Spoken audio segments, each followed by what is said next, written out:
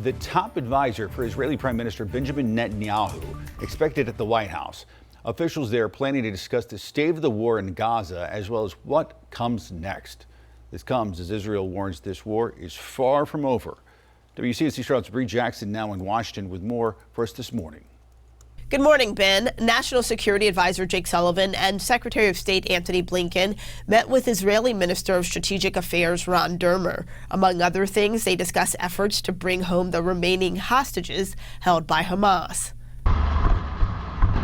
Israeli forces expanding their military operations into refugee camps in central Gaza, another sign that their fight against Hamas is far from over. This is a tragic, complicated situation, and it's going to get worse. Biden administration officials met with one of Israeli Prime Minister Benjamin Netanyahu's most senior advisors Tuesday.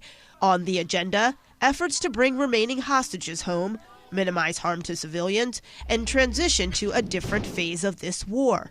The White House has urged Israel to scale back, warning of the cost associated with a prolonged war. There's a host of long-term costs that's going to be associated unless the Israelis start to dial it back. The U.S. continues to work with Israel to improve the humanitarian situation. This 13-year-old's mother was killed, his dad is missing, forcing him and his siblings to fend for themselves. I don't know how to deal with this, he says, but I know how to make my sister's milk. I change her.